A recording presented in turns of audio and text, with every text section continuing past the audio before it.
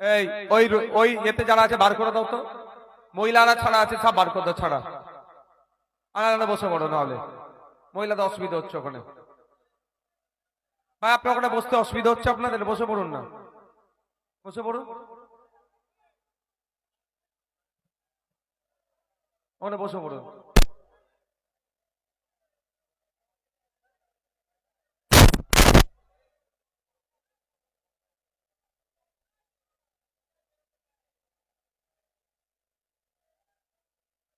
ওখানে বসে পড়ুন না ভাই, পিছনে অনেক মহিলাদের অসুবিধা হচ্ছে, আপনাদের পেছনে মহিলারা আছে।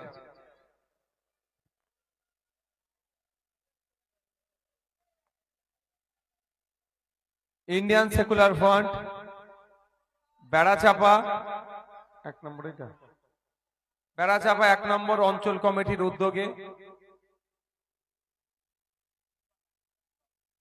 পুষ্পা গ্যাংস্টার সহযোগিতায় আজকে নন্দীপাড়ায় একটা শীত বস্ত্র বিতরণ অনুষ্ঠান হচ্ছে। আমরা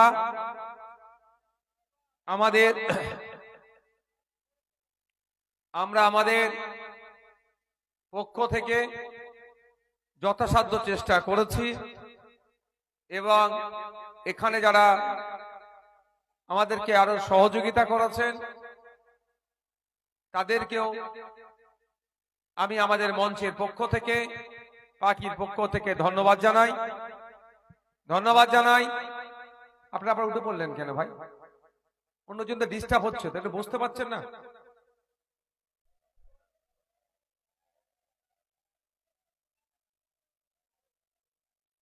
তাহলে এদিকে ঢুকে আসবেন না, যারা বসে আছে তাদের না ডিস্টার্ব হয়। আম গাছের এখানে যারা আছে এটা বসে পড়ুন তো, এটা বসে পড়ুন। বাবু যে আছে মোবাইল নিয়ে আছে ওনাকে বসতে বলুন। বাবু বসে পড়ুন, পিছনে দেখতে অসুবিধা হচ্ছে।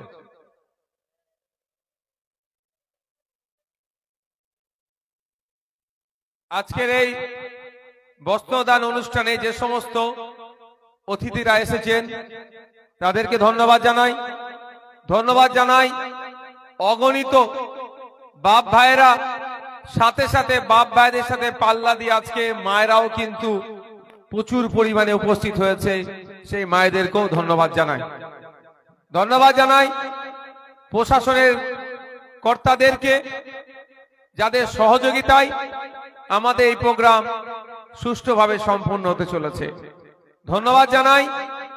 মিডিয়ার বন্ধুদের, যেই বেড়াচাপা 1 নম্বর অঞ্চল কমিটির উদ্যোগে পুষ্পা গ্যাংস্টারের সহযোগিতাতে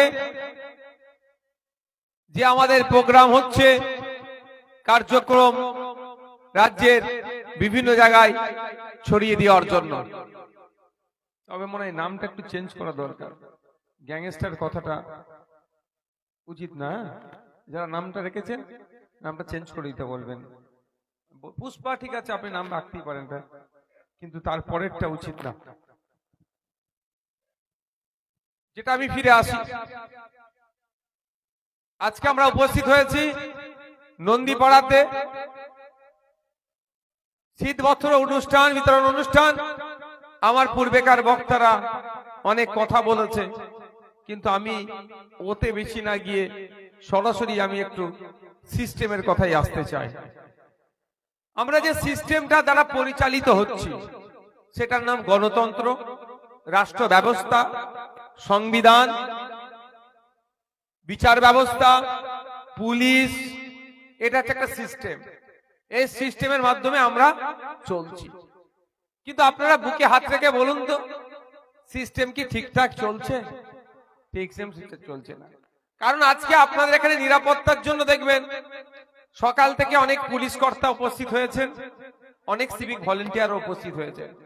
আমি দুটোর কথাই বলবো। প্রথম কথা, পুলিশ কর্তাদেরকে জিজ্ঞাসা করুন কতক্ষণ তারা দিনে ডিউটি করে। সরকারি কর্মচারীদের 8 ঘন্টা ডিউটি, বা সবার ক্ষেত্রে 8 ঘন্টার বেশি ডিউটি করা যাবে না। ঐতিহাসিক মে দিবস ওই জন্য হয়েছিল, শ্রমিকরা লড়াই করে তাদের অধিকার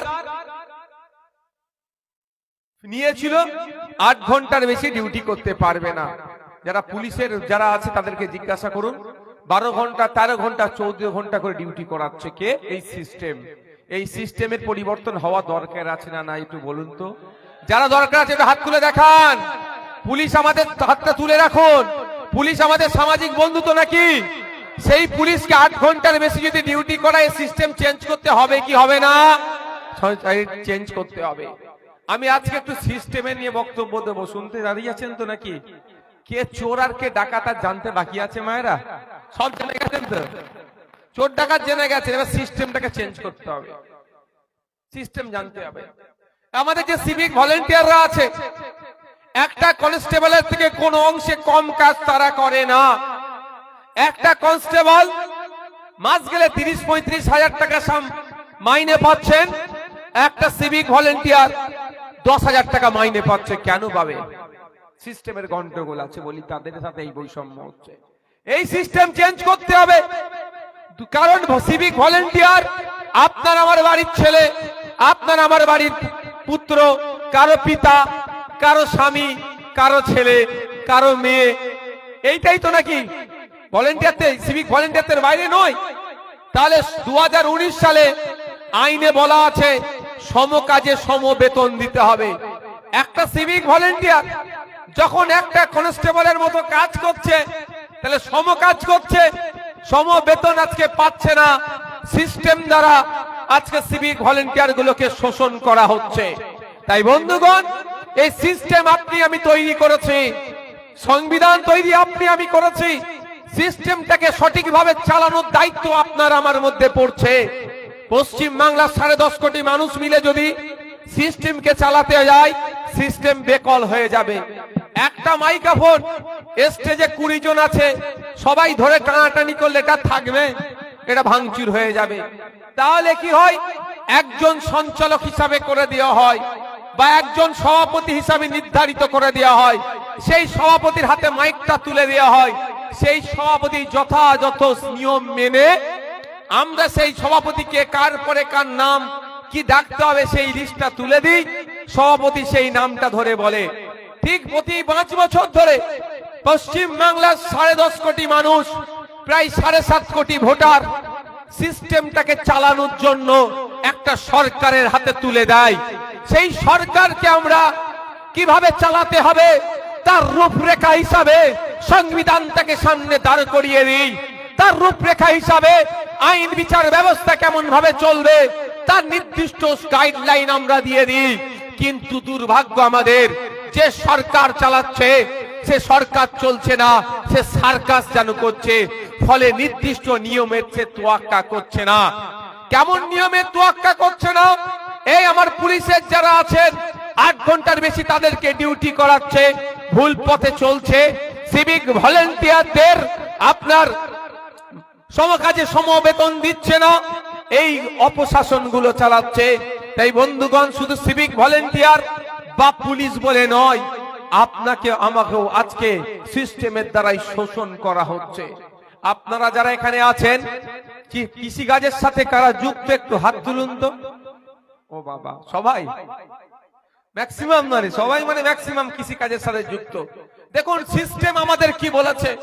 মা, আপনাদের ভাবতে হবে, আপনার হাতে 1000 টাকা দিচ্ছে, ভালো কথা, আমি 1000 টাকার বিরোধী নয়। আমি চাই আমার মা গুলোর হাতে 5000 টাকা করে মাসে দেয়া হোক। আমি চাই আপনাদের হাতে 5000 করে দেয়া হোক। পরিবর্তে রাষ্ট্র কিছু কাজ আপনাদের কাছ থেকে বুঝে নিন। কিন্তু 1000-এর বিরোধী আমি নয়, দিচ্ছে, ছাড়বেন না।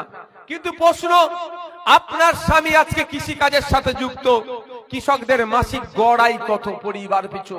আপনাদের জেনে রাখা দরকার সিস্টেম আপনাকে শোষণ কেমন করে করছে। আপনাদের মাসিক গড় আয় বিলো 8000, আপনাদের স্বামীরা আপনারা মাস গেলে 8000 টাকার নিচে ইনকাম করছেন। কেন 8000 টাকার নিচে এত কম কেন ইনকাম হবে? আমরা যদি দেখি হরিয়ানার কৃষকরা পরিবার পিছু মাসে 22000 টাকা ইনকাম করছে। জম্মু কাশ্মীরের কৃষকরা মাস গেলে প্রায় পরিবার পিছু 12000 টাকার বেশি ইনকাম করছে। তাহলে আমাদের পশ্চিম বাংলার কৃষকরা মাস গেলে 8000 নিচে কেন ইনকাম করবে? আপনারা যদি একটু এগিয়ে যান, মেঘালয় রাজ্যে চলে যান, মেঘালয় রাজ্যের একটা কৃষক পরিবার মাস গেলে 30,000 টাকা ইনকাম করে। আপনি কেন 8,000 টাকার নিচে ইনকাম করবেন? তারাও কৃষক, আপনারাও কৃষক, তারাও চাষ করছে, আপনারাও চাষ করছেন। তারা মাস গেলে 30,000 টাকার বেশি ইনকাম করছে, আপনি মাস গেলে 8,000-এর নিচে কেন ইনকাম করছেন? এখানেই তো সিস্টেমের গড়বড় আছে। আপনার ইনকাম বাড়াবে কে? নওশাদ সিদ্দিকী? আমি রাস্তা বলে দিতে পারি। ইনকাম বাড়াবে সরকার। কিভাবে ইনকাম বাড়াবে আপনাদের আমি ধরিয়ে দিচ্ছি। স্বামীনাথন কমিশন কৃষকদের স্বার্থে এগ্রিকালচার রিলেটেড একটা কমিশন তৈরি হয়েছিল। স্বামীনাথন কমিশনে বলা হয়েছিল উৎপাদিত ফসলের 3 গুণ দাম দিতে হবে। আমি একটা উদাহরণ দিচ্ছি কিভাবে আপনাদের টাকাটা লুট হয়ে যাচ্ছে। সিস্টেম কিভাবে তার দালাল ছেড়ে আপনাদের ফসলের দামকে তারা লুট করে নিচ্ছে। আমি উদাহরণ দিচ্ছি, আপনি একটা ফুলকপি লাগিয়েছেন, একটা বাঁধাকপি গাছ লাগিয়েছেন। ফুলকপি বা বাঁধাকপি পুরো যখন পরিষ্ট হয়, অর্থাৎ খাওয়ার মতো যখন হয়, মার্কেটে বিক্রি করার টাইম পর্যন্ত ওই ফুলকপি বা বাঁধাকপিটাকে তৈরি করতে 3 টাকা খরচ পড়ছে। হয়তো মার্কেটে আপনি বিক্রি করছেন ক টাকায়? কত? 3.5 টাকা। সময়ও আসে 3 টাকার নিচেতে বিক্রি করতে হয়, ঠিক তো? কিন্তু কৃষিমন্ত্রী করলাম, কৃষিমন্ত্রীর কাজটাই এটা। বিভিন্ন রাজ্যের তথ্য নেবে, রাজ্যের বাইরের দেশের তথ্য নেবে। ওখানকার কৃষকরা BMW চেপে ঘুরছে, হরিয়ানার কৃষকরা, পাঞ্জাবের কৃষকরা অডি BMW গাড়ি নিয়ে ঘুরছে, আর আমার ওয়েস্ট বেঙ্গলের কৃষকরা সুসাইড করে নিচ্ছে। এটা চেঞ্জ করতে হবে। এই চেঞ্জ করার জন্য প্রতি 5 বছর আপনাকে সংবিধান সুযোগ দেয়। প্রতি 5 বছর আপনি কৃষিমন্ত্রী তৈরি করার সুযোগ পান। প্রতি 5 বছর ছাড়া ছাড়া আপনি সিস্টেম তৈরি করার সুযোগ পান। কিন্তু দুর্ভাগ্য, যখন সিস্টেম তৈরি করার সময় এসে যায় তখন মাথাতে আর কিছু থাকে না। আপনাদের বলি, আজকে মেঘালয়ের কৃষকরা মাস গেলে 30,000 ইনকাম কি করে করছে? তাদের উৎপাদিত ফসলের সঠিক দাম পাচ্ছে, মধ্যিখানে দালাল ভুঁইফোরদের কোনো পাত্তা দিচ্ছে না। আপনি ইউরিয়া কিনবেন, আপনি সার কিনবেন, এমআরপি যেটা লেখা আছে তার থেকে কয়েক গুণ বেশি দামে কিনতে হচ্ছে, কিন্তু ওটা সিস্টেমের মধ্যে পড়ছে না। এমআরপি মতলব ম্যাক্সিমাম রিটেল প্রাইস, ওর উপরে কেউ বিক্রি করতে পারবে না। যখনই বিক্রি হচ্ছে, সিস্টেমের দরকার ছিল, সরকারের দরকার ছিল যে বিক্রি করছে তার বিরুদ্ধে ব্যবস্থা গ্রহণ করে তাকে জেলের মধ্যে রাখা। 2-4টে যদি সার ব্যবসায়ীকে ধরে জেলের মধ্যে রাখতো, তাহলে ইউরিয়া সারের দাম আর এমআরপির বাইরে বিক্রি করার সাহস দেখাতে পারতো না। এই জেলের মধ্যে রাখার দায়িত্ব কার? এগ্রিকালচার মিনিস্টারের। এই নির্দেশনা দেওয়া দরকার কার? আপনার ভোটে যিনি কৃষিমন্ত্রী হয়েছেন, কিন্তু আপনার ভোটে কৃষিমন্ত্রী হয়ে গেল, আপনাদের কথা সে ভাবলো না। তাই সময় এসেছে আপনাকে ভাবতে হবে, আমি কৃষক, আমার উৎপাদিত ফসলের যদি আমি 3 গুণ দাম পেতে চাই, আমি দিনের শেষে, মাসের শেষে যদি অন্তত কাশ্মীরের কৃষকের মতো 12,000 টাকা ইনকাম করতে পারি, অন্তত তামিলনাড়ুর কৃষকের মতো, কেরলের কৃষকের মতো, কর্ণাটকের কৃষকের মতো 15,000 22,000 টাকা ইনকাম করতে পারি, তাহলে আমার সিস্টেমকে বদল করতে হবে। নতুন সরকার আনতে হবে, নতুন কৃষিমন্ত্রী আনতে হবে যে আমার উৎপাদিত ফসলের দাম দিতে পারে। আমি আজকে এই ধরনের একটু বক্তব্য দিতে চাই, কারো অসুবিধা হবে? এই আপনারা শুনতে চান? এই বক্তব্য আমি একটু দিতে চাইছি আজকে, কারণ চোর ডাকাত ওই তো এখন বড় নেতা, বড় শাসছে। কদিন আগে চাল চুরির অপরাধে জেল খেটে আসলো, তাই তো নাকি গো? মন্ত্রী সমেত একদম। চোর ডাকাত আর কাউকে বলতে লাগবে না।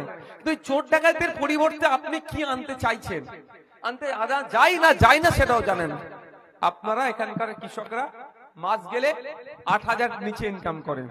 আমি বলে দিচ্ছি আপনাদের, মাস গেলে 8,000 টাকার নিচে ইনকাম করে এখানকার কৃষকরা পরিবার পিছু।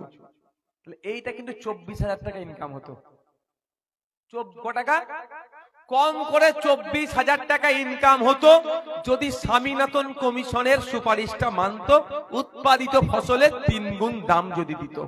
আমি উদাহরণ দিচ্ছি, আজকে আপনি একটা ফুলকপি 3 টাকায় বিক্রি করছেন বা 3.5 টাকায়। ওই ফুলকপিটা তৈরি করতে ক টাকা খরচ হয়েছে আপনার? 3 টাকা কম করে। তাহলে ওইটা যদি কমিশনের সুপারিশ বলছে 9 টাকায় বিক্রি, 3 টাকায় বিক্রি করেছেন, 8,000 টাকা ইনকাম হচ্ছে। 9 টাকায় বিক্রি হলে তাহলে 3 আসছে 24,000 টাকা ইনকাম হতো কি হতো না? এই ইনকাম করার সিস্টেমটা কে আনবে? সরকার। সরকারকে কে নিয়ে এসেছে? আপনি। দোষ তো আপনার, দোষ আপনার। আপনি সরকারকে নিয়ে এসেছেন, সরকার আপনার ক্ষতি করছে। প্রতি 5 বছর ছাড়া ছাড়া নতুন সরকারকে আনার সুযোগ সংবিধান আপনাকে আমাকে দিয়েছে। তাহলে আপনি আমি যদি সঠিক সরকারকে নিয়ে আসতে পারি, আপনি আমি যদি একটা সঠিক লোককে কৃষিমন্ত্রী করি, সে আইনসভার মধ্যে দাঁড়িয়ে কি বলবে? আইনসভার মধ্যে দাঁড়িয়ে নির্দেশনা দেবে, আজ থেকে আমি ঘোষণা দিচ্ছি কোন সারের দোকানে এমআরপির উপরে কোনো রেট নেওয়া যাবে না। যদি কোনো সারওয়ালা এমআরপির উপরে রেট নাই, তাকে ধরে জেলের মধ্যে রাখা হবে। তাহলে আপনারা বলুন, যেটা খরচ হয়ে যাচ্ছে সেটা বাঁচবে? এইরকম করতে করতে আপনাদের ইনকামটা বাড়বে। কোন জায়গায় রেট পাবে, কোন জায়গায় রেট বেশি নিয়ে নিচ্ছে, সেটা কমাবে। আসা যাক হেলথের ব্যাপারে। আপনাদের হাতে তো 700 কার্ড ধরিয়ে দিয়েছে। 700 কার্ড নিয়ে কি হচ্ছে, কিভাবে ট্রিটমেন্ট হচ্ছে আপনারা ভালো করে জানেন। আপনারা জানেন তো এখন 700 কার্ড ধরিয়ে দিয়ে কি করছে? টাকা লুট হচ্ছে। 700 কার্ডের আমার প্রয়োজন নাই। সংবিধানে ভারতের প্রত্যেকটা নাগরিকের কথা উল্লেখ আছে। মৌলিক কর্তব্য, মৌলিক দায়িত্বের কথা, মৌলিক কর্তব্যের কথা, মৌলিক অধিকারের কথা উল্লেখ আছে। মৌলিক অধিকারের মধ্যে স্বাস্থ্য পরিষেবা একটা গুরুত্বপূর্ণ মৌলিক অধিকার। আমি অসুস্থ হয়েছি, আমার একটা মা অসুস্থ হয়েছে, আমার একটা বাপ অসুস্থ হয়েছে, একে চিকিৎসা পরিষেবা দিতে হবে। রাষ্ট্রের দায়িত্ব, সরকারের দায়িত্ব। উন্নত মানের চিকিৎসা পরিষেবা দিয়ে আপনাকে সুস্থ করে তোলার দায়িত্ব কার? সরকারের। সরকার সেটা করছে না। দুটো ব্যর্থ সরকার চলছে। একটা কেন্দ্রের বিজেপি সরকার, আর একটা রাজ্যের তৃণমূলের সরকার। এই দুই সরকার আমাদের হাতে দুটো কার্ড ধরিয়ে দেওয়ার চেষ্টা করছে।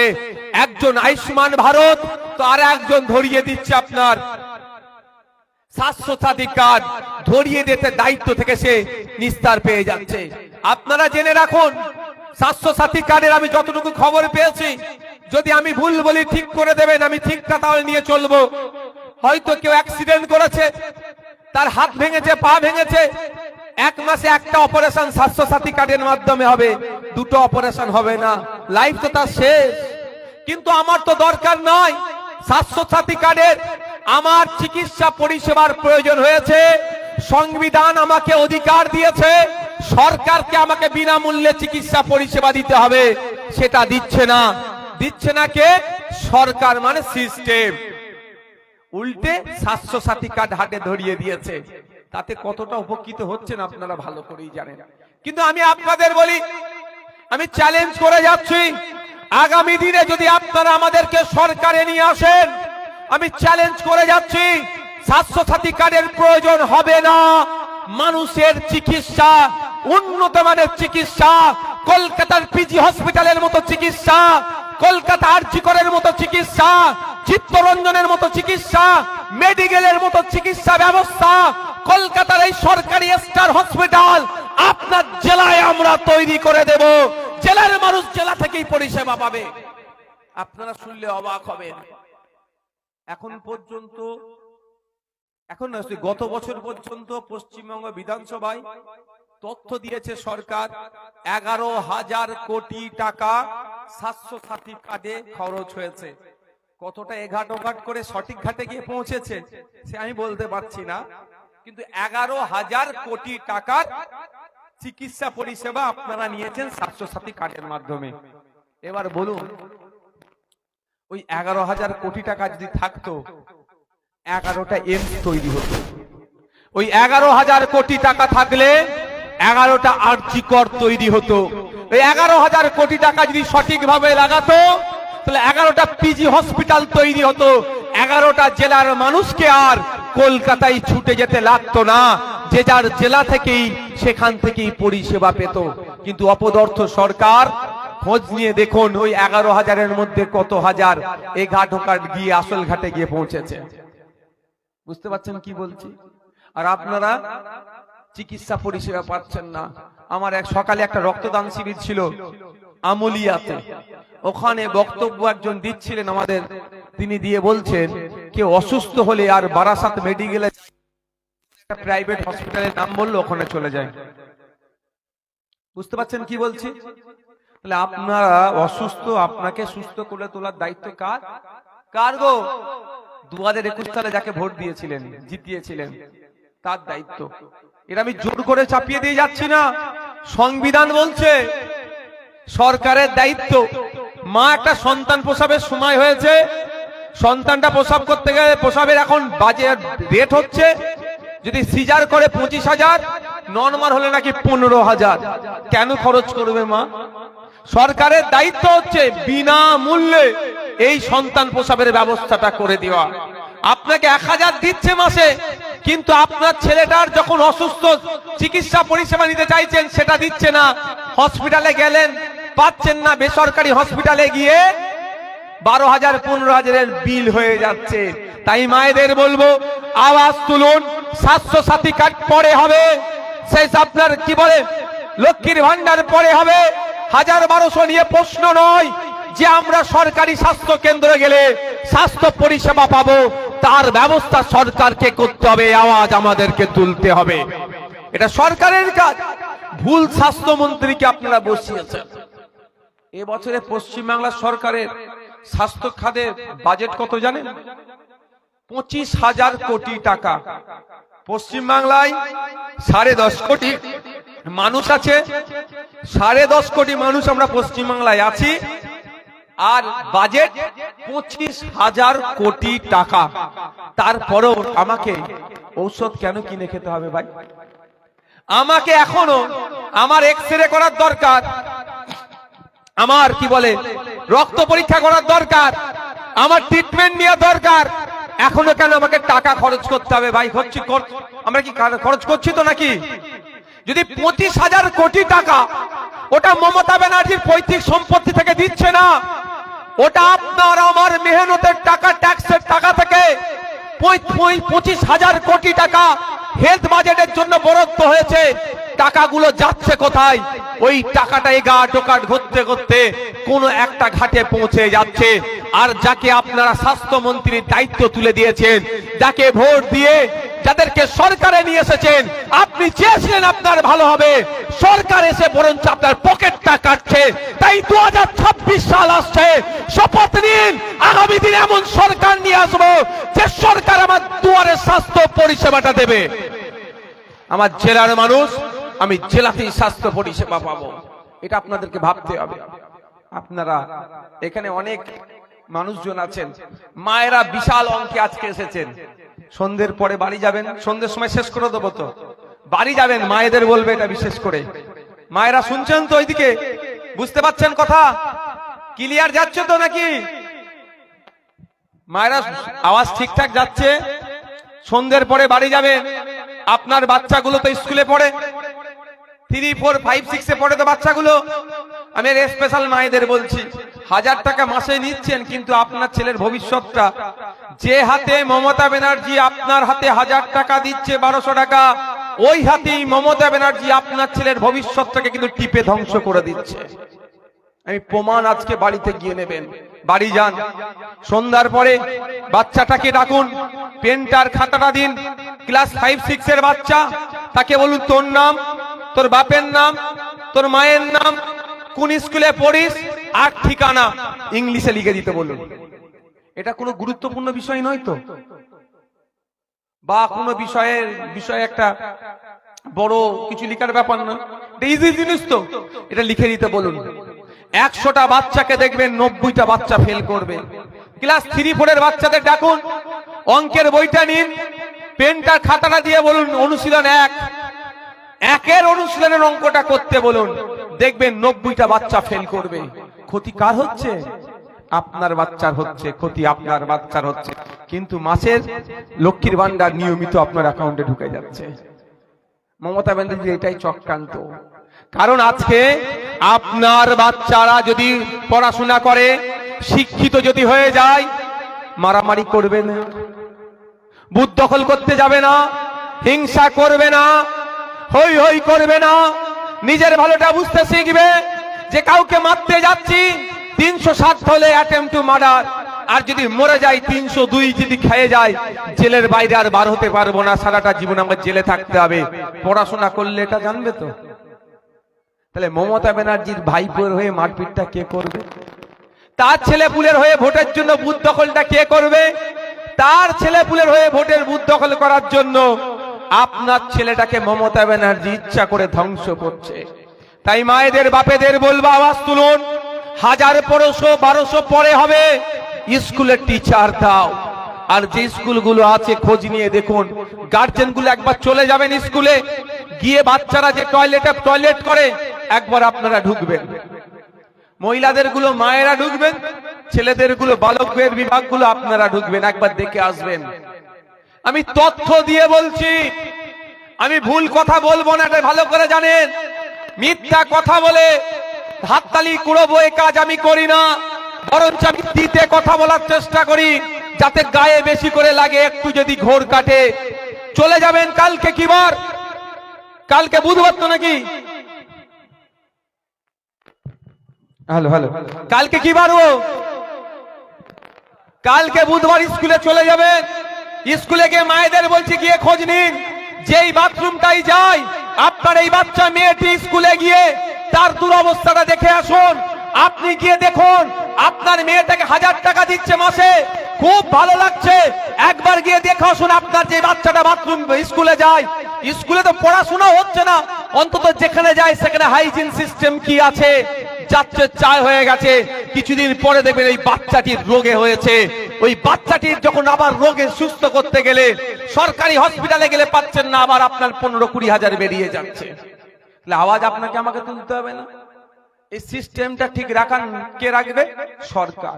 এই সিস্টেমটা ঠিক রাখার জন্য আপনারা এই 1.5 লক্ষ টাকা মাইনে দিয়ে একটা মাস্টার রেখেছেন, মন্ত্রী রেখেছেন।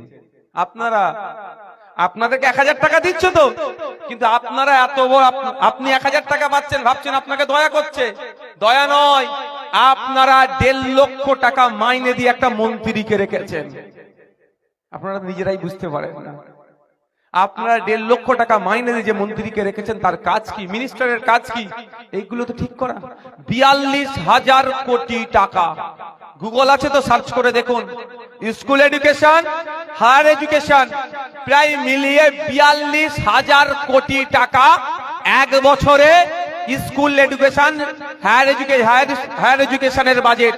তাহলে 42,000 কোটি টাকা এক বছরের স্কুলের বাজেট। আপনার এলাকার প্রাইমারি স্কুল, আপনার এলাকার হাই স্কুল, সেই স্কুলের টয়লেটটা একটু ক্লিন থাকবে না? টাকাটা কোথায় যাচ্ছে? কোন অপদার্থটাকে শিক্ষামন্ত্রী করে আপনারা বসিয়েছেন? ওই অপদার্থকে বসিয়েছেন বলেই আপনার বাচ্চারা যেখানে যাচ্ছে, স্কুলে যাচ্ছে, পড়ার পরিবেশ তো ধ্বংস করে দিয়েছে, টয়লেট যাচ্ছে সেটাকে রোগ নিয়ে বাড়ি ফিরছে। আপনাকে আমাকে আগামী দিনে শিক্ষামন্ত্রী তৈরি করতে হবে। ভাবতে পেরেছেন? 42,000 কোটি টাকা। এইখানে যদি 100 টাকা নোট দেওয়া হয় সবাই মিলে সারা জীবন ঘুরলেও শেষ হবে না। তাহলে টাকাটা কোথায় যাচ্ছে? লুট হয়ে যাচ্ছে। কাদের টাকা? মমতা ব্যানার্জি কি ট্যাক্স চালাচ্ছে নাকি? মমতা ব্যানার্জির টাকা? ওই আপনার আমার ট্যাক্সের টাকা, করের টাকা এক জায়গায় হচ্ছে, ওটা থেকে কাজ হচ্ছে। তাহলে বলুন আপনারা ভুল মন্ত্রীকে বসিয়েছেন বলে আজকে এই দুরবস্থা। সিস্টেমটা ভুল চলছে। আপনারা যারা মুসলমান সমাজের মানুষ আছেন, মায়েদের বলবো, 1000 টাকা দিচ্ছে ঠিক কথা, আপনার ছেলে আর ভবিষ্যতে উচ্চশিক্ষায় শিক্ষিত হতে পারবে না। তার রাস্তা বন্ধ করেছে। এক স্কুল বন্ধ হচ্ছে, এখানে প্রাইমারি শিক্ষা ব্যবস্থা হচ্ছে। যখন আপনার ছেলে এ করতে যাবে, পিএইচডি করতে যাবে, এমফিল করতে যাবে, পোস্টডক করতে যাবে, তখন ওবিসির যে সংরক্ষণটা ছিল সেটাও মমতা ব্যানার্জি শুধু নামকা ওয়াস্তে ওবিসি সার্টিফিকেট রেখেছে, তার কোনো কার্যকারী আর হবে না। এই মমতা ব্যানার্জির আমলই হচ্ছে। ঠিক কি ধরনের সার্টিফিকেটটা কেমন জানেন? কদিন আগে যুব ভারতী স্টেডিয়ামে মেসি এসেছিল জানেন তো? হ্যাঁ, টিকিট কেটে যারা ঢুকেছে তারা মেসিকে দেখতে পেয়েছে, কিন্তু তা সবার হাতে বৈধ টিকিট ছিল তো। কি গো, ওই বৈধ টিকিট থাকার পরেও মেসিকে যেমন দেখতে পেল না, আপনার বাড়িতে ওবিসি সার্টিফিকেট থাকার ফলেও ওই ওবিসি সার্টিফিকেট আপনার কোনো কাজে আসবে না। মমতা ব্যানার্জি এটা করেছে। তাহলে বিসিডব্লিউ ডিপার্টমেন্টাল মিনিস্টার আপনি বানাচ্ছেন, তাহলে আপনি যাকে ভোট দিয়ে বানালেন, আপনার ছিল যে 10%-এর জায়গায় 12% কিভাবে হবে? তার পরিবর্তে আপনাকে ধ্বংস করে দিল। যাকে ভোট দিয়ে আপনি জেতালেন, যাকে ভোট দিয়ে আপনি মন্ত্রী বানালেন, সে আপনার ভালো থেকে আপনার খারাপটা করে দিচ্ছে। উচ্চ শিক্ষায় শিক্ষিত হওয়ার জায়গাটা বন্ধ করে দিচ্ছে। চাকরি সরকারি এমনি তো পেত না, যে আপনার ওবিসি কোটায় কিছু পেত সেখানে এবার ধ্বংস করে দিচ্ছে। কদিন আগেই কলকাতা কর্পোরেশনের অ্যাসিস্ট্যান্ট ইঞ্জিনিয়ার, ইলেকট্রনিক ইঞ্জিনিয়ার মনে হচ্ছে, আমি মনে পড়ছি না, ইলেকট্রনিক্স ইঞ্জিনিয়ার মনে হচ্ছে, তো ইঞ্জিনিয়ার ডিপার্টমেন্টে নিয়োগ হয়েছে। ওবিসি থাকলেও ওবিসি থেকে একটাও মুসলমান নিয়োগ হয়নি। মানে ওই মেসিকে দেখার মতো। টিকিট আছে হাতে, স্টেডিয়ামেও পৌঁছে গেলাম, মেসিকে দেখতে পেলাম না। তো এই হচ্ছে এখানে আপনার হাতে সার্টিফিকেট দিয়েছে, মমতা ওই করেছে, মমতা সেই করেছে, মমতা ওই করেছে। কাজের কাজ সরকারি চাকরিতে কটা মুসলমান সুযোগ পেল, কটা দলিত সুযোগ পেল, কটা আদিবাসী সুযোগ পেল, কটা পিছড়া বর্গের হিন্দু সুযোগ পেল, কটা নমশূদ্র সুযোগ পেল, কত পানুই সম্প্রদায়ের মানুষ সুযোগ পেল, কটা মতুয়া সমাজের মানুষ সুযোগ পেল, সেখানে আর খুঁজে পাওয়া যাচ্ছে না। সিস্টেমের দোষে সিস্টেমের শিকার আপনারা হয়ে যাচ্ছেন। কেমন সিস্টেমের শিকার হচ্ছেন? ওয়াকফ নিয়ে। আমার মনে হয় এটা শুনতে আপনাদের খারাপ লাগছে নাকি বলুন তো? আমি তো শেষ করে দেবো। আমি একটু ঠিক আমার একটু ইচ্ছা হলো আমি এই ধরনের আজকে একটু বক্তব্য দিই। সব তো বক্তব্য দিই, জানা দরকার নেই আপনাদের। সংবিধান আপনার হাতে সব থেকে বড় পাওয়ারফুল অস্ত্রটা দিয়েছে। অস্ত্রটা হচ্ছে আর্টিকেল 326। আর্টিকেল 326 সংবিধান সব থেকে পাওয়ারফুল অস্ত্র আপনার হাতে তুলে দিয়েছে, ভোটদানের স্বাধীনতা। আজকে এসআইআর এর খসড়া ভোটার লিস্ট পাবলিশ হয়েছে। আজকে হই হই করার কোনো ব্যাপার নয়। আজকে যাদের নাম বাদ পড়েছে জানেন তারা কারা? যারা হচ্ছে অ্যাবসেন্ট, যারা শিফটেড, আর যারা ডিলিটেড। এই তিন ক্যাটাগরির নাম বাদ পড়েছে। এরপরে কি হবে আমি আপনাদের বলে দিই, নোটিশ করে ডাকতে পারে। তবে আপনারা নিশ্চিন্তে থাকবেন, কারো নোটিশ করে ডাকলে যাওয়ার আগে আমাদের সাথে যোগাযোগ করবেন। অঞ্চল নেতৃত্ব যারা আছে তাদের সাথে যোগাযোগ করবেন। এরা এখানে আছে, এদের সাথে যোগাযোগ করবেন। আপনারা একা নোটিশের জবাব দিতে যাবেন না, এরা যাবে আপনাদের সাথে নোটিশের জবাব দিতে। একথা আপনাদের বলে যায়, যদি এই নোটিশের জবাব দিতে গেলে আইনি মারপ্যাচের প্রয়োজন হয়, আইনি সহায়তার প্রয়োজন হয়, আমি এখানে বেড়াচাপাই দাঁড়িয়ে আপনাদের বলে যাচ্ছি, একজন মানুষ কেন 1000 মানুষের যদি আইনি সহায়তা দরকার লাগে, ইন্ডিয়ান সেকুলার ফ্রন্ট খামচিহ্ন বিনা মূল্যে আপনাদের আইনি সহায়তা দেবে আর্টিকেল 326 কে বাঁচানোর জন্য। ভয় পাওয়ার দরকার নেই। সংবিধান আমাকে আপনাকে অধিকার দিয়েছে, ভারতীয় 18 বছরের ঊর্ধ্বে ভোটদানের স্বাধীনতা আছে। এবার মাস্টার মশাই যদি আমার স্বাধীনতা কেড়ে নেয়, তাহলে মাস্টার মশাইয়ের বিরুদ্ধে আইনত ব্যবস্থা নিতে হবে কি হবে না? নেবে কে? ভাইজান নেবে কে? আপনাদের বড় ভাইজানের নামটা একটু বলুন তো, জোরে বলুন। ওই মাথা থেকে একদম ওই শেষ থেকে জোরে বলুন, বড় ভাইজানের নামটা কি? আপনাদের বড় ভাইজান অলরেডি আমাকে বলে দিয়েছে যে আমি যেভাবে ওয়াকফ সম্পত্তি বাঁচানোর জন্য সুপ্রিম কোর্টে মামলা লড়াই করছি, যেভাবে ওবিসি সার্টিফিকেটকে বাঁচানোর জন্য সুপ্রিম কোর্টে লড়াই করছি, সিএ থেকে মুসলমানদের নাকি তাড়িয়ে দেবে সেই আটকানোর জন্য যেভাবে লড়াই করছি সুপ্রিম কোর্টে, আপনাদের বড় ভাইজান আমাকে জানিয়ে দিয়েছে পশ্চিম বাংলার একজন বৈধ ভোটারেরও নাম না বাদ যায়। যদি কোনো বৈধ ভোটারের নাম বাদ যায়, তার পাশে কেউ দাঁড়াক আর নাই দাঁড়াক রাজ্যের মানুষ, তার পাশে খামচিহ্ন দাঁড়াবে, নওশাদ সিদ্দিকী দাঁড়াবে। আপনাদের কথা দিয়ে যাচ্ছি। আপনাদের বড় ভাইজান আপনারা নিশ্চিন্তে থাকবেন, ভয় পাওয়ার কোনো জায়গা নয়। কাগজ আছে, এ গণনা ফর্ম একটা জমা করেছেন আর একটা কপি আপনার হাতে আছে, আছে তো? সেটা শুধু একটু যত্ন করে রাখুন। বাকি সবার বাড়ি কাগজ আছে। আচ্ছা, 2002 সালের ভোটার লিস্টে নাম আছে, আপনারা কেউ জানতাম? এই বলেন, আমি জানতাম না, যখন দরকার হয়েছে খুঁজে সবাই পেয়েছি কি পাইনি? সবাই তো খুঁজে বার করেছি। তাহলে ভয় পাওয়ার দরকার নেই, সব কাগজ রেডি আছে, একটু খুঁজে বার করতে হবে। খুঁজে বার করতে যদি আইনি সহায়তা লাগে, উকিলের যদি প্রয়োজন হয়, আপনাদের 5টা পয়সা খরচ করতে হবে না। আমাদের নেতৃত্বরা গাঁটের টাকা দিয়ে আপনাদের পরিষেবা দেবে, নিশ্চিন্তে থাকুন। আর বলে রাখছি, যদি আপনার জন্য সুপ্রিম কোর্টে যেতে হয়, নেতৃত্বদেরকেও তখন আর টাকা দেওয়ার প্রয়োজন নাই। আপনাদের বড় ভাইজান আমাকে নির্দেশ দিয়েছে, একজন ভোটারের নাম যদি বাদ যায়, তার জন্য আইনি লড়াই করে সুপ্রিম কোর্টে যাওয়ার জন্য দিল্লিগামী ফ্লাইট নওশাদ সিদ্দিকী ধরবে আপনাদের জন্য। অলরেডি আপনাদের জানিয়ে রাখি, নমশূদ্র হতে পারে, মতুয়া হতে পারে, হিন্দু হতে পারে, খ্রিস্টান হতে পারে, দলিত হতে পারে, আদিবাসী হতে পারে, মুসলিম হতে পারে, দেখার কোনো দরকার নাই। কারো যদি আর্টিকেল 326 কে ভায়োলেট করে, তার জন্য আইনি লড়াই, কেউ লড়ুক আর নাই লড়ুক, আইএসএফ তার জন্য লড়াই করবে। ভয় আপনারা পাবেন না, ভয় দেখানো হচ্ছে। যারা কাগজ চাইছে তারা বরঞ্চ কাগজ দেখাতে পারবে না। আপনি আমি কার উত্তরসূরি ভাই?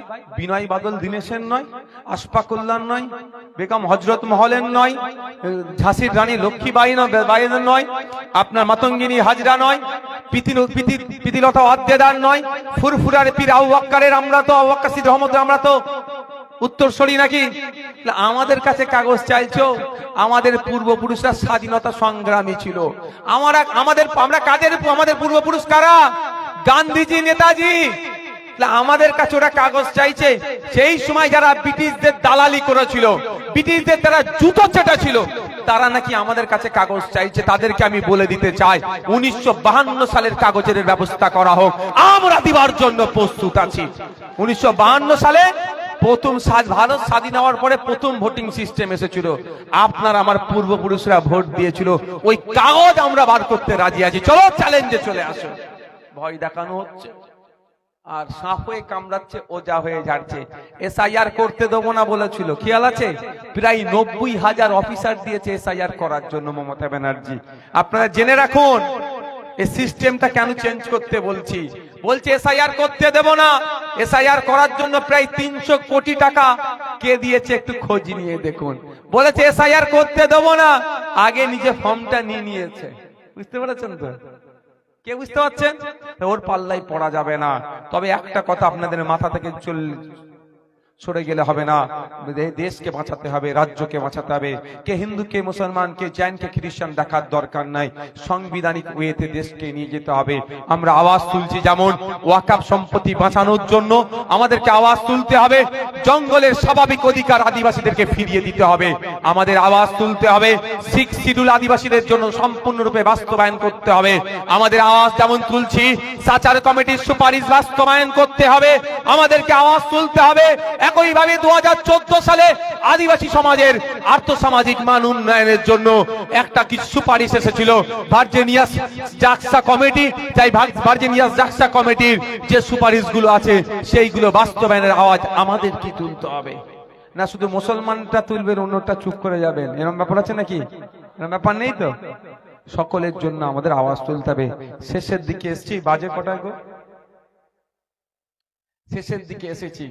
ওয়াকফ আপনাদের এখানে তৃণমূলের নেতারা, সবাই নয়, কিছু কিছু নেতা আইএসএফ সম্পর্কে, আমার বড় ভাইজান সম্পর্কে অনেক বাজে মন্তব্য করছে। আমি তাদেরকে আপনারা বলবেন যে তুই অত বকছিস, ওই যে তৃণমূলের নেতাকে বলবেন ওর দাদুর কবরটা যে এখনো সুরক্ষিত আছে, ওর দাদিমা যে কবরে শুয়ে আছে, ওর নানা যে কবরে শুয়ে আছে, ওর আব্বা যে কবরটাই শুয়ে আছে, ওই কবরটা এখনো কেড়ে নিয়ে মদের যে ফ্যাক্টরি বানিয়ে দেয়নি, এটা অন্য কারো মমতা ব্যানার্জির জন্য নয়, এটা আব্বাস সিদ্দিকীর জন্য এখনো তোদের কবরটা বেঁচে আছে। কারণ আপনারা জানে রাখুন, ওদেরকে বলবেন যে তোরা এই ধরনের আব্বাস ভাইজানের সম্পর্কে বাজে মন্তব্য করছিস, যখন মাদ্রাসা, মসজিদ, ঈদগাহ, কবরস্থান তথা ওয়াকফ সম্পত্তি কেন্দ্র সরকার কেড়ে নেবার জন্য চেষ্টা করেছিল, কখনো কখনো মমতা ব্যানার্জি, কোন অভিষেক ব্যানার্জি, কোন চালচোর নেতা এসে এই কবরস্থানের জায়গাটা বাঁচানোর জন্য এগিয়ে আসেনি। আব্বাস সিদ্দিকী এসেছিল, তার ভাইকে দিয়ে সুপ্রিম কোর্টে মামলা করিয়েছে। আমাদের মতো গুটি কয়েক মানুষের মামলার জন্য এখনো আপনাদের কবরস্থানগুলো সুরক্ষিত আছে। যে তৃণমূলের নেতাটা বড় বড় কথা বলে তো তাকে বলবেন তোমার দাদু যে কবরটা শুয়ে আছে ওই কবরটা এতক্ষণ জুতোর ফ্যাক্টরি হয়ে যেত দখল করে নিয়ে, এখনো দখল করতে পারেনি। ওটা আব্বাস ভাইজান সুপ্রিম কোর্টে মামলা করেছে তার ছোট ভাইকে দিয়ে, এই জন্য। বলতে পারবেন তো নাকি? বক্তব্য শেষের দিকে আসছি। তৃণমূল কংগ্রেস আমাদের সাথে পেরে উঠতে পারছে না যুক্তি তর্কে। আমি তো বলেছি একটা চ্যালেঞ্জ হোক না, মমতা ব্যানার্জি থাকবে আর আমি থাকবো। আমি মমতা ব্যানার্জিকে যদি ভুল না প্রমাণ করাতে পারি, উনি শুধু মুসলমানদের বিরুদ্ধে নয়, দলিত আদিবাসী বাংলার মানুষের বিরুদ্ধে যদি ভুল না প্রমাণ করাতে পারি, তৃণমূলে যদি ঝান্ডা ধরতে বলে আমি ধরে নেব। এত বড় আমি চ্যালেঞ্জ দিয়ে বলছি। আর একটা কথা, আর মমতা ব্যানার্জিকে আমি ভুল আমি প্রমাণ করিয়ে দেব, তাহলে কি আইএসএফ এর ঝান্ডা ধরাবো? মুড়ি বাবা না, বলবো অনেক হয়েছে। 14টা বছর ধরে বাংলার মানুষকে আপনি নাজেহাল করে রেখেছেন, বাংলার মানুষকে আপনি ধ্বংস করে দিয়েছেন। এবার একটু অব্যাহতি নিন মা আমার, আপনি হেরে গেছেন, এবার একটু অব্যাহতি নিন। বুঝতে পারছেন? চ্যালেঞ্জ হোক। পারবে না, জীবনে বসাবে না, জানে বসালি এক্সপোজ হয়ে যাবে। নাটক ধরিয়ে দেবো। মুখে বিজেপিকে আটকানোর নাম করে শুভেন্দু অধিকারীকে ছেড়ে রেখেছেন। শুভেন্দু অধিকারী ধরে এখন জেলের মধ্যে রাখা দরকার। কলকাতা পুলিশের সিপি স্যারকে গালাগালি দিল, তা ধরে জেলের মধ্যে রাখার দরকার নাই। ও বাইরে বেরিয়ে ঘুরছে আর সাম্প্রদায়িক কথা বলছে, হিন্দু মুসলমানের মধ্যে অশান্তি লাগিয়ে দিবার মতো কথা বলছে। হ্যাঁ, ওকে ধরে জেলের মধ্যে রাখা দরকার, তো ওকে কিন্তু রাখছে না। আর তৃণমূল আমাদের বিরুদ্ধে কিচ্ছু বলতে পারবে না। দুটো কথা বলবে। প্রথম কথা হচ্ছে, একটাই কথা বলবে যে ভোট কেটে বিজেপির সুবিধা করে দেবে।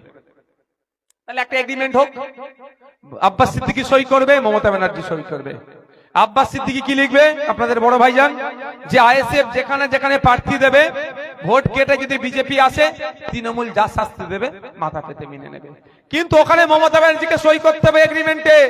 তৃণমূল যেখানে যেখানে প্রার্থী দেবে, সেখানে যদি বিজেপি আসে, আইএসএফ যা শাস্তি দেবে মাথা পেতে মেনে নিতে হবে। ভাই কি গো, আর যদি আমরা বিজেপির কথা হই করি, তাহলে এই সিগনেচারে সই করবো আমরা?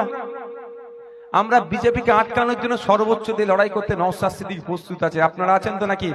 আপনারা তো চান যে বিজেপি আটকানো? আপনারা চান তো নাকি? হাতটা তুলে রাখুন সবাই। আপনারা চান তো যে বিজেপি আটকাক? সবাই তো চান নাকি? তাহলে আমরা যদি চাই, আমরা সিগনেচার করতে অসুবিধা আছে? আমরা সিগনেচার করে দেবো।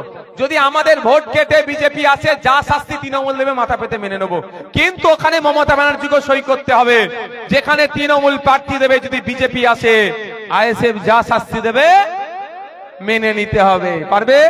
করবে না। দেখি এবার কত দুধকে দুধ পানিকে পানি হয়ে যাবে। ওরা জীবনে সই করবে না, কারণ আমাদের তো কোনো পিছনে তাকাবার জায়গা নাই। আমরা তো বিজেপির বিরুদ্ধে লড়াই করার জন্য প্রস্তুত নিয়ে আছি। কিন্তু মমতা ব্যানার্জি জানে, যদি বিজেপিকে আটকানোর জন্য ওইখানে সই করি, তাহলে সকালে সই করবো, সন্ধ্যেবেলা ভাইপো তিহার জেলের ভাত খাবে। তাহলে উনি ওনার ভাইপো পরিবার দলের নেতাদেরকে বাঁচানোর জন্য আপনাদের ভাই ভাইপো গুলোকে ধ্বংসের দিকে ঠেলে দিচ্ছে। এটা মেনে নেওয়া যাবে না। এবার আপনাকে স্বার্থপর হতে হবে। এবার আপনার মসজিদের কথা ভাবতে হবে, এবার মন্দিরের কথা ভাবতে হবে। এবার এই আমাদের ধাম, চাকলা ধামের ঐক্যের কথা ভাবতে হবে, হিন্দু মুসলমানের ঐক্যের কথা ভাবতে হবে। জাহের থানের জমি চুরি হয়ে যাচ্ছে, ফিরিয়ে নিয়ে আসতে হবে। ওয়াকফ সম্পত্তি লুটার চেষ্টা করছে, ফিরিয়ে নিয়ে আসতে হবে। এবার আপনাকে আমাকে স্বার্থপর হতে হবে। আমার বাংলার কথা ভাবতে হবে, আমার পরিবারের কথা ভাবতে হবে, আমার এলাকার কথা ভাবতে হবে, আমার প্রতিবেশীর কথা ভাবতে হবে। আমরা আমার ভাই ভাইবোর কথা এবার ভাববো। কোনো কথা হবে না নওশাদ সিদ্দিকীর সাথে লড়াই করার জন্য বিধানসভায় আগামী দিনে দেগঙ্গা থেকে একজনকে পাঠাতে হবে। হ্যাঁ, যদি 10টা আজকে থাকতো, বুঝতে পেরেছেন মমতা ব্যানার্জির সাহস ছিল বলার যে দিল্লিতে গিয়ে লড়াই করুন, ওকে আপনি বলতে পারতো। তাহলে আগামী দিনে দেগঙ্গা থেকে যাচ্ছে তো নাকি বিধানসভায় খামচিহ্ন যাচ্ছে তো নাকি? এটা শেষ করছি আপনাদের, এটাই মানসিক প্রস্তুতি রাখুন। ভাঙড়ের মানুষ ভোট দিয়েছে বলে জিতে গেছি, আপনারা ভোট দিলেই জিতে যাবে খামচিহ্ন, তা আপনাদেরকে দিতে হবে। আচ্ছা আপনারা বলুন, আপনারা আজকের দিনে বুঝতে পারছেন তো, যদি 10টা বিধায়ক সিদ্দিকীর মতো থাকতো, একটা বিধায়ক যদি 293টার ঘুম হারাম করে দিতে পারে, তাহলে 10টা থাকলে কি হবে? কে আসছে কে যাচ্ছে দেখার প্রয়োজন নাই। দেগঙ্গা থেকে আগামী দিনে আমরা কি করছি? মায়েরা, খামচিহ্ন মনে আছে তো? কোনো কথা কারো শোনার দরকার নাই। বিশ্বাস রাখেন তো ভাইয়ানদের প্রতি যে ভাইয়ানরা বিপদে পাশে থেকে চলে যাবে না, সাথে সাথ দিয়ে লড়াই হবে। যখন এনআরসি সিএ দেশ থেকে তাড়াবে বলেছিল, এই ভাইজান ছুটে গিয়েছিল সুপ্রিম কোর্টে, মমতা ব্যানার্জি যায়নি। যখন আপনার ছেলের ওবিসি সার্টিফিকেটটা কেড়ে নিয়ে হচ্ছিল, আপনার ছেলে চাকরি পাবে না, আপনার ছেলে উচ্চশিক্ষায় শিক্ষিত হতে পারবে না, তখন কিন্তু এই ভাইজান ছুটে গিয়ে সুপ্রিম কোর্টে আপনার ছেলের অফিস থেকে বাঁচানোর লড়াই এখনো করছে। যখন মাদ্রাসার জমি, মসজিদের জমি, ঈদগাহ জমি, খানকার জমি কেড়ে নেওয়ার চেষ্টা করছে, তথা ওয়াকফ জমি কেড়ে নেওয়ার চেষ্টা করছে, কোন মমতা ব্যানার্জি কিন্তু মামলা করতে যায়নি। এই ভাইজান আপনাদের জন্য মামলা করতে গিয়েছিল। সেই ভরসাটা রাখুন, আগামী দিনে সুষ্ঠু সমাজ ব্যবস্থা আনবো। যে সমাজ ব্যবস্থায় কে দলিত, কে আদিবাসী, কে মতুয়া, কে নমশূদ্র, কে মহিলা, কে পুরুষ, কে হিন্দু, কে মুসলমান, কোন ভেদাভেদ থাকবে না। সংবিধান যার যে অধিকারের কথা বলা আছে তাকে সেই অধিকার বুঝিয়ে দেওয়া হবে। এই সুষ্ঠু সমাজ ব্যবস্থা আনতে চলেছি। যদি আপনারা সাথ দেন তাহলে এটাই সম্ভব হবে। সাথ পাবো তো নাকি? হ্যাঁ, সাথ দেবেন তো নাকি? অনেকে অনেক কথা বলবে, কাগে কান নিয়ে চলে যাচ্ছে, কাগের দিকে তাকাবার প্রয়োজন নাই। নিজের কানে হাতটা দিয়ে দেখুন। বাবু বসে পড়ো। কাক কান বিহারে ভোট, বিহারে আপনিও বলছেন আমিও বলছি ভোট চুরি। আপনি কন্টেস্ট করেনি, আমিও কন্টেস্ট করিনি। সেখানে বড় বড় দল কন্টেস্ট করলো। এখন আমি ভেবে পাচ্ছি না মামলা কেন করছে না। আমার একটা সন্দেহ আছে, তাই সবাই সবাই তলায় মিলেমিশে চলছে নাকি? তবে একটা কথা বলে দিই, ওটা বিহার, এটা বাংলা, এটা বাংলা, এটা রবি ঠাকুরের বাংলা, কাজী নজরুলের বাংলা। এ বাংলায় 18 বছরের বয়সে দেশের জন্য শহীদ হয়ে গেছে, ইতিহাসে আছে। এ বাংলার মেয়ে 22 বছরে প্রীতিলতা অত্যাচার, 22 বছরের মেয়ে, মানে সেই 22 বছরের মেয়ে জীবন দিয়েছে দেশের জন্য, এই বাংলার মেয়ে। আর আজকে হাজার হাজার প্রীতিলতা আমার সামনে দাঁড়িয়ে আছে, হাজার হাজার ক্ষুদিরাম আমার সামনে দাঁড়িয়ে আছে, হাজার হাজার বিরসা মুন্ডা আমার সামনে দাঁড়িয়ে আছে। এই বাংলা ভয় পাওয়ার কি আছে? লড়ে নেব। কি বললাম? গণতান্ত্রিক প্রক্রিয়াতে খেতেও পাহারা দেব, খামারও পাহারা দেব। ঠিক আছে? বলে খেতে বলে তো আমরা খামারে ফলাবো। আমি আপনাদেরকে একটা দায়িত্ব দিচ্ছি, আপনারা খেতে ভালো করে ফলান, খামারে এরা বুঝে নেবে। এরা পারবেন তো? আপনারা ক্ষেত খাতে ভালো করে ফলান, ভোট ছুড়িয়ে দেবো, শখ মিটিয়ে দেবো, সব মিটিয়ে দেবো। শোনেন, একটা কথা বলে রাখেন, আমি আমি আইন বহির্ভূত কথা বলি না, আর বলবো না, কিন্তু এতটুকু বলে যাচ্ছি, সেলফ ডিফেন্স কিন্তু বৈধ। কি বললাম? আইনে সেলফ ডিফেন্স কিন্তু বৈধ।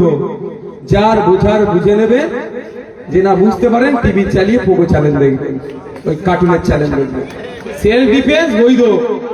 আপনার ভোট দানের অধিকার যদি কেউ কাটতে চায়, সে সংবিধানকে সে অবজ্ঞা করছে। আপনার ভোট যদি ইপিট উপিট করিয়ে দেওয়ার চেষ্টা করে, সে সংবিধান বিরোধী কাজ করছে। সংবিধান বিরোধী কাজ করা মানে সে দেশদ্রোহী। দেশদ্রোহীর সাথে কি আচরণ করতে হয় আর বলতে লাগবে? এই যে দেশদ্রোহী, তার সাথে কি আচরণ হবে?